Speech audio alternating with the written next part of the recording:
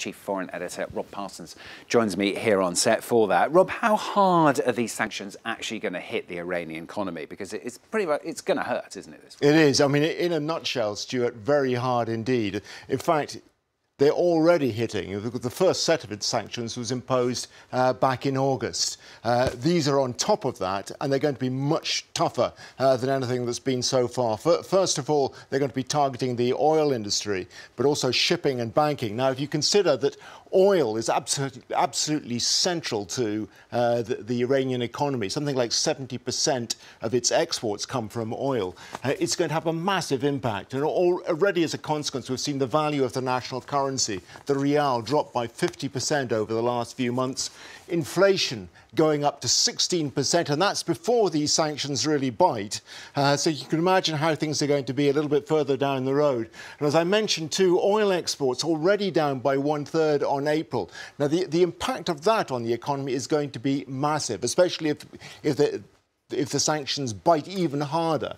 As a consequence of that, there has been social turmoil. And I think this is one of the factors that the Americans are hoping for, despite the fact that Mike Pompeo, the US Secretary of State, says the aim is not to target ordinary Iranian people. I think there's no doubt that one of the aims is indeed to make life so tough in the country that people start to protest even more than they're doing at present. Of course, nobody likes being the target of sanctions, Rob, but what about Donald Trump, and what actually is his strategy here, then? Well, I mean, this is a really good question, I think, Stuart, because the Europeans are nonplussed, the Chinese are nonplussed, and the Russians are nonplussed as well. What they're saying is, look, why get rid of this deal that was struck with Iran after years of really painstaking diplomacy when it's working? Everybody says the IAEA, the International Atomic Nuclear Energy Agency, has done 12 inspections inside Iran and has given Iran a clean bill of health. It's observing the treaty. It's working. But Donald Trump's reply to that is, the problem is this only puts the nuclear program of Iran on hold. It doesn't end it. 10 years down the line, we're sort of back to square one. And even worse than that, he's saying that it doesn't address other key issues like Iran's cyber attacks, its interference elsewhere in the Middle East, its support for militias, its support for terrorists, and its development of a ballistic missile program, which threatens the entire region and perhaps even beyond. But the problem is that everybody's asking, what are you proposing to do in its place? Get rid of it, and then what? Well, sanctions. But sanctions have to have a purpose. What's the aim of the sanctions? What if, at the end of all this, you still happen to achieve the aim, that the Iranian government hasn't been overthrown by popular protest, that the Iranian government is digging in its heels, it's doing exactly the same as it's been doing in the past in the rest of the Middle East, in Yemen, in Syria, and elsewhere? What do you do then? If all else has failed, what's left? Is that when you start to consider the military option and all the horrors that might entail?